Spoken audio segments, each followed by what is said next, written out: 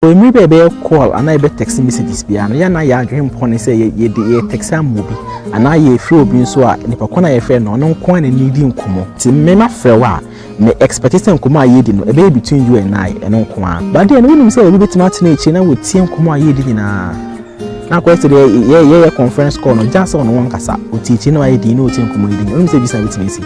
onu so text message mo bi e betimi so ko bi foforo ko na we hu text message wo send ye onu sa e be nyam na ko text ama mi won ka wo text ama wadan fo bi ba e chain no na ba be di mo nti e be kon be ko na sa ba mo ho at the same time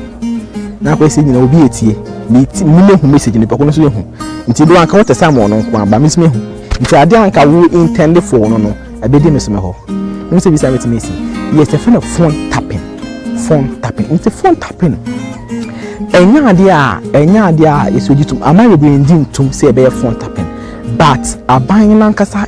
betima e phone tapping ana ebi aboni di bi akoso ne huni sinde ba ko we ne di san asem mone no nti aban ne betima kasa okay nipa ko betimi amonitor ne phone calls any messages or text ne di ankofo text man nyina nti betima ba say wono uye call bia na motimiti se wo text message mo bia omotimi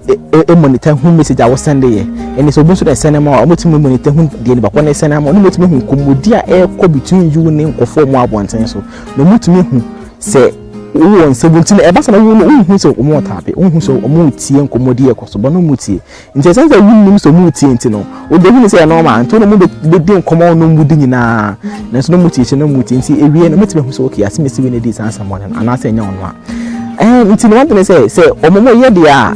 emrabi tum ba say wo na wo to na wo heme no say wo ko yes ade na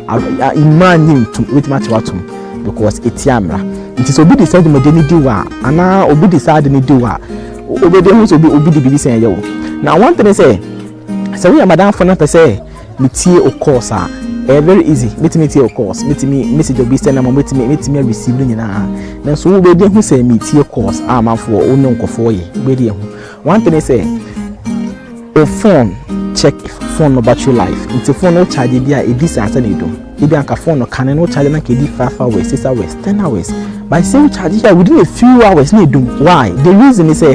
phone e bia na hu use ya wa charge o di ato ho but da kono kra no edumedi e cost because ne ba kono wata apo no di djuma nti one thing say do phone da ho a hu use ye be obi tie kira why serious o di phone ye djuma nti ba all means essentially the phone e djuma nti no phone no battery no be ko phone nti no o use phone ba na battery no kwa na e ko phone likely say obi atape say nya say battery na say ya ene na e bi bitam so ba say obi na e tape o e na say you need to free mo so a who your course ya tati ta looking for background noise nti ne say uno bi ye call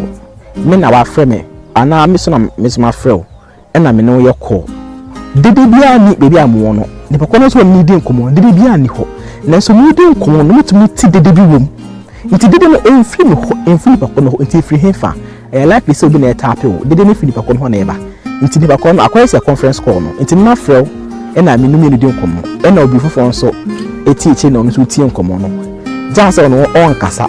e ma ye hu se obi tie nkomo na me no mi di no ba na ocheche na otie nti dede na ekoso nyina no e wo ho nyina no me no mi no beti se wo no bi e conference call koso conference call se ma frɛ no ma sa frɛ nkofo do nso aka ho ase nipa bebre e phone call abom nti de nipa be 10 nti de nipa ba ko be ka no nipa na na aka nyina obi abeti sa na akwakoye nti ono no ka ho abe third person nti ono no ka ho no se conference call na mo ye de a ene na te de be ka nyina wasemutimete de koso nyina wasemutimete nti de omu ni se waka ho bi o ka call no bi na so no ka ho a ono so tie nkoma ekoso na nti se de me free wo side me free ba kono so side a and they likely say obi na atape na de me free the side e na eba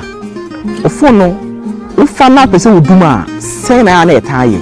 o pese odum na se obi tape wa phone no sometimes oduma ya na ya obi okodum kwenti mindum because obi the phone ya ade nti oduma enyeyie nti betime mia power button ne so sansa na phone ntumi ndum ti se ko basa na enye se bia o power button na ase ya eno so bi no hu mi bi te ma save nso na e tape okay so yesanso ehwe bi wa ekwan ba ko a o sa betimi da fa so di hu ni se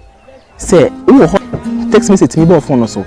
nso obi a atintumi kenkan hwe ntwe wo hu nyina wontumi nti ase wontumi kenkan ti se text messages ba na wontumi nkan a ase enye se wontumi nkan se wonma kenkan ho na so ntwe no serious asa ye nwuran bi hu so se ye ase numbers na alphabet na efrafra if you coded messages and coded text we receive it na mana likely say obi tapio into no kwan be na bit na first bit and why home if is na ma we nyina ho unim the course bia obetimi abo asa code no bo a obetimi hu so obi tapio a like asa code natural na me adoma your next video and I say about kwan be with my first so a obetimi eyi the kono tapio number if you phone so the ya e ko ba say we your course and now better semester enko no ho a eno so make asa code ho atro na emu kisi de say phone no o da ho na won use a dum no endum sa kwan so yi betwe ni film de be ya de pa kono djuma dia wodi nyina no untimi enya ho kwan bia bi wo asem se bia betimi ja to comment box ni ana say wo yi bi person de kan de make ho betimi ja no comment box ni na ya to asefilo midi dan de Wundef ba Saba Diary Wundef TV.